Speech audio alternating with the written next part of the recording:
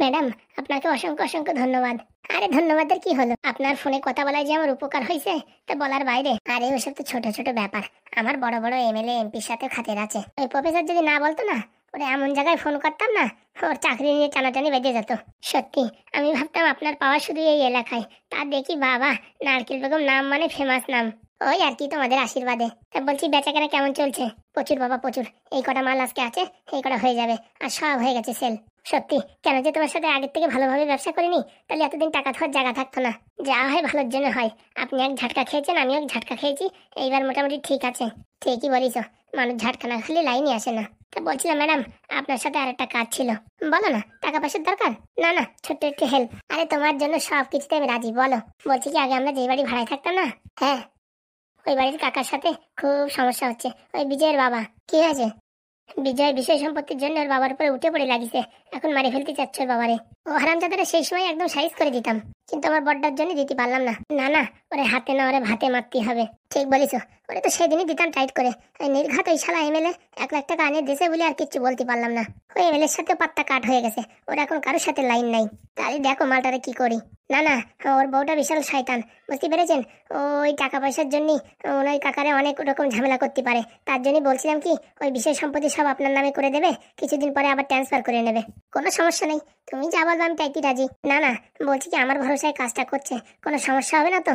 মাথা খারাপ, ও বিষয় সম্পত্তির আর কয় টাকা দাম? তোমার সাথে আমি ব্যবসায় যদি কাটিং করে দিই তাহলে সারা জীবন লস। ও বিষয় সম্পত্তি ভারী জোর কয় কোটি, 1-2 কোটি হবে, কিন্তু আমি যদি এই চুলকনির মলম বিক্রি করি না, মোটামুটি 6 মাসে এত কোটি টাকা ইনকাম করে ফেলবো, মোটামুটি পরবর্তীতে ভোটে দাঁড়াতে পারবো। ঠিক বলেছেন ম্যাডাম। ঠিক আছে, আমি রাজি, কোনো সমস্যা নেই। বলছি ম্যাডাম, তাহলে আজকে কিন্তু কাজটা করে ফেললেই হয়। আচ্ছা, আমি রাজি। বলছি ওই খরচাপাতি যা হবে ওনারে দিতে বলো, ঠিক আছে? ও নিয়ে চাপ নেবেন না, উকিলের সাথে কথা হয়ে গেছে, সব রেডি। আপনি খালি সিগনেচার করবেন, বিষয় সম্পত্তি আপনার নামে চলে আসবে। ও নিয়ে কোনো সমস্যা নেই। যেখানে তুমি উপস্থিত সেখানে আমি আবার কি বলবো, তোমার জন্য করছি। অন্য কেউ হলে সেই আমার কাজ নেই, এসব হাবি জাবি ঝামেলা আমার ঘাড়ে নিতাম।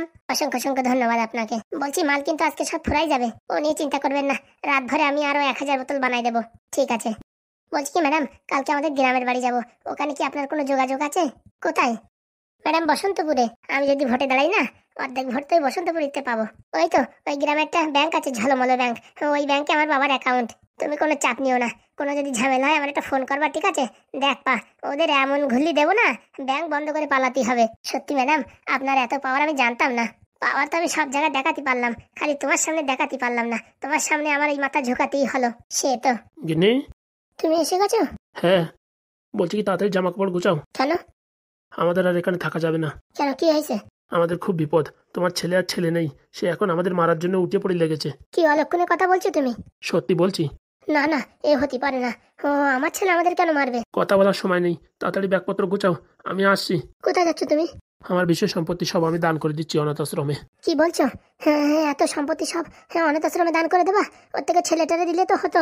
যে ছেলে তার নিজের বাবা মারে মেরে ফেলতে চায়, সে ছেলের আর কি দেবো, সব অনাথ আশ্রমে দান করে দেবো। সত্যি, তোমার আর কি বলবো, ওই সম্পত্তির জন্য তো ঝামেলাতে ছেলেটারে দিয়ে দাও না তো, আমরা আবার কদিনই বা বাঁচবো। তোমার যা বলছি তাড়াতাড়ি শোনো, কেতা কম্বল গুছাও।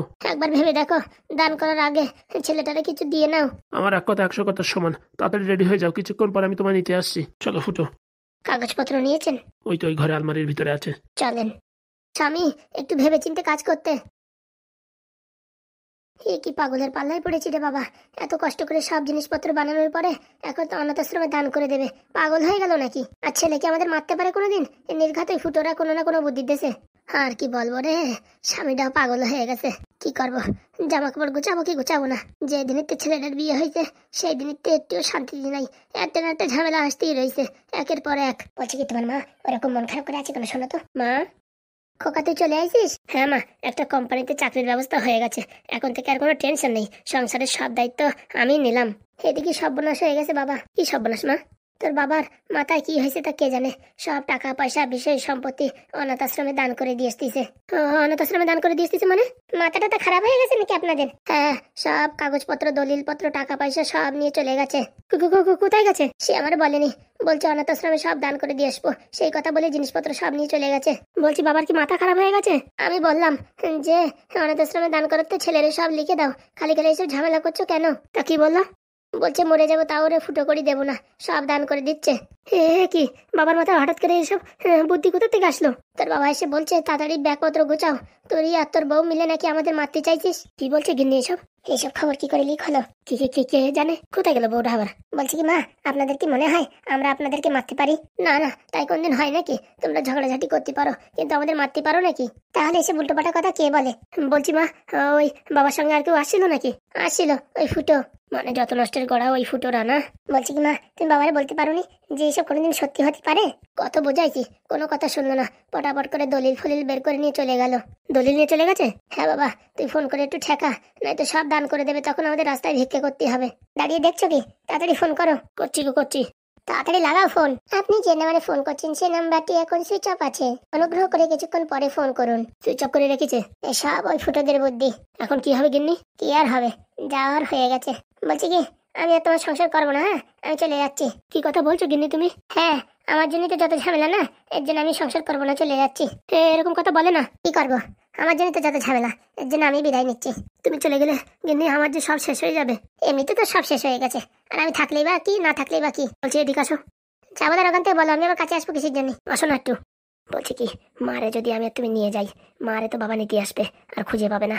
যখন নিতে চাইবে তখন আমরা ডিমান্ড করবো আমাদের এত টাকার দরকার, তাহলে মারে দেবো, নয়তো দেবো না। তোর কি মনে হয় এ বুদ্ধি কাজ করবে? 100% করবে। দেখ, টাকা যদি হাসিল হয় তো হলো, নাহলে কিন্তু আমি তোর সংসার করবো না। তুমি বউ টেনশন করে না, যেখান থেকে পারি আমি তোমার টাকা জোগাড় করে দেবো। কি আছে বাবা? বলছি কি মা, বাবা যদি এইভাবে সবকিছু দান করে দেয়, আমি তো পথের ভিখারি হয়ে যাব। কতবার বললাম শুনলো না। বলছি মা, আমার কাছে একটা রাস্তা আছে, এই রাস্তা যদি শোনো না, তাহলে আমি এরকম ভিক্ষে করে মরবো না। কি রাস্তা বল বাবা? আমার নামে তো কোনো বিশেষ সম্পত্তি নেই, থাকলেই তো লিখে দিতাম। তুমি আমাদের খাজানা। মানে? তুমি এখনই আমাদের সাথে চলো, বুঝেছো? বাবা তোমায় নিতে আসবে, তারপর আমার ফোন করবে, তখন বলবো আমাদের নামে একটা বাড়ি না করে দিলে পারে মারে দেবো না। বলছি বাবা, এটা করা কি ঠিক হবে? তুমি তোমার সন্তানের জন্য মা এটুকু করতে পারবে না? আমি কি পথের ভিখারি হয়ে যাবো বলো মা? তুমি কান্না করিস না বাবা, তোর জন্য তো আমি সবকিছু করতে পারবো। 10 মাস 10 দিন ধরে গর্ভে রাখিছি, আর তোর জন্য এটুকু করতে পারবো না? একটুখানি অভিনয় করলি মা, আমার ভবিষ্যৎ একদম সেটেল হয়ে যাবে, নয়তো সারা জীবন ভিক্ষা করেও পারবো না। আর এই যে তোমার বৌমাও কি আমার সাথে থাকবে নাকি? আমার ছেড়ে দিয়ে চলে যাবে। ওই চৈতালি যদি আমার ছেড়ে দিয়ে চলে যায়, আমি আর বেঁচে থাকতে পারবো না। ঠিক আছে বাবা, কান্না করিস না, তুই যা বলবি আমি তাই করবো। ঠিক আছে চলো তাহলে, এক্ষুনি আমাদের সাথে চলো। কোথায় যাবো বাবা? আমার বান্ধবীর বাড়ি চলো, কারণ কি আমার বাড়ি গেলে পারে অবশ্যই খুঁজতে আসবে, এর জন্য আমার বান্ধবীর বাড়ি চলো। ঠিক আছে চল। মা, তুমি এখন আমার শেষ ভরসা, তুমি সাহায্য না করলে পারে আমার যে সব শেষ হয়ে যাবে। বলছি তো, আমি তোরে যেভাবে পারি তোরে সম্পত্তি অর্ধেক দিয়েই যাব। ঠিক আছে মা, অনেক অনেক ধন্যবাদ তোমাকে। চলো মা, চলো। চল বাবা চল।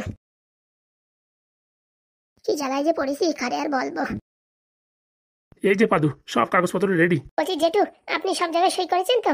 ওই তো উকিল বাবু যেখানে যেখানে বলেছে সব জায়গায় সই করে দিছি। এখন নারকেল বেগমের ম্যাডামের সই হলি পারে আমি এটা সাবমিট করে দিলেই হয়ে যাবে। দাও দেখি কোথায় সই করতে হবে। এই যে ম্যাডাম ধরেন, নারকেল বেগম। দেখো পাদু, যেখানে যেখানে টিকমার্ক করে দিছি সেখানে সেখানে সই করবে। হ্যাঁ আমি জানি, আমি জমি জমা কিনে নিই নাকি, কি ভাবো? হ্যাঁ হ্যাঁ ম্যাডাম ওখানে। হ্যাঁ দিচ্ছি, দাঁড়াও, অত ব্যস্ত হয়ে না। এই যে লাস্ট সই হয়ে গেছে। হয়ে গেছে?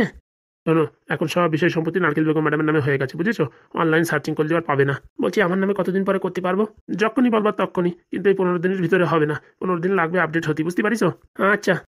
পাদুর জন্য আপনি বাঁচিয়ে গেলেন, নয়তো আপনার বাঁচার কোনো লাইনই ছিল না। সব তোমাদের জন্য, তোমরা যদি না বাঁচাতে না, আজকে আমার কাজ শেষ হয়ে গেছিল। এতক্ষণে অ্যাম্বুলেন্সের ভিতরে থাকতেন, বুঝতে পারিছেন? শেষ যাত্রায় নিঃশ্বাস গুনতেন। বলছি কারোর ছেলে এত বড় শয়তান হতে পারে? আর বলবেন না, ছেলে তো আগের থেকে বাতিল ছিল, কিন্তু বিয়ের পরে যে এরকম বাতিল হয়েছে যে জীবন মরণ দেখতেছে না, ওইসব হচ্ছে বউ পাগল। তা ঠিক বলেছেন, বউর জন্য সবকিছু করতে পারে, এমনকি নিজের মা বাবার এই পৃথিবী থেকে সরাই দিতে পারে। কুলাঙ্গার একটা জন্ম দিছি। দুঃখ পাবেন না, সব ঠিক হয়ে যাবে। আর ঠিক এতক্ষণে চিতে উঠার টাইম হয়ে গেছিল। ভাগ্য বলো, ফুটো ঢ্যাব না রে পাদু মানে বাঁচাইছে। বাবারে বাবা, এত খতরনাক বৌমা আপনার! আর বলবেন না, বান্দায় রাখার মতন। তাই তো দেখতেছি। এই যে হয়ে গেছে, ধরো। এই যে উকিল বাবু। হয়ে গেছে? হ্যাঁ হ্যাঁ হয়ে গেছে। বলছি পাদু, কি ছেলে নিজের বাবারিতে ছাড়বে না? ও আর ছেলে নেই, ও বোন মানুষ হয়ে গেছে, ওর বৌরি ছাড়া এখন কাউরি চেনছে না। বলছি ওরে উপযুক্ত শাস্তি দাও, বুঝেছো? শাস্তি তো ওরে দেবো, ও নিয়ে টেনশন করবেন না, ওরে রাস্তার ভিখারি বানায় ছাড়বো। বলছি ওরা একটু কায়দা মতন শাস্তি দিও, যাতে ও বুঝতে পারে ওর বউর জন্য সবকিছু হয়েছে। হ্যাঁ বাবা পাদু, ওরে এমনভাবে শাস্তি দিও যাতে ও বুঝতে পারে যে ওর বউর জন্য ওর জীবনটা নষ্ট হয়ে গেছে। আপনারা টেনশন নেবেন না, পাদু একদম ঠিক মতন টাইট দেবে। হ্যাঁ, কালকে বাবার এই ব্যাংকের কাজটা ক্লিয়ার হয়ে যাক, তারপরে দেখেন ওর অবস্থা আমি কি করি। ওরা একটু কড়া মতন শাস্তি দিও, আমার শুনে আমার শরীর পুরো গরম হয়ে যাচ্ছে। পাদু, ওর জীবন কান্দায় দিবি।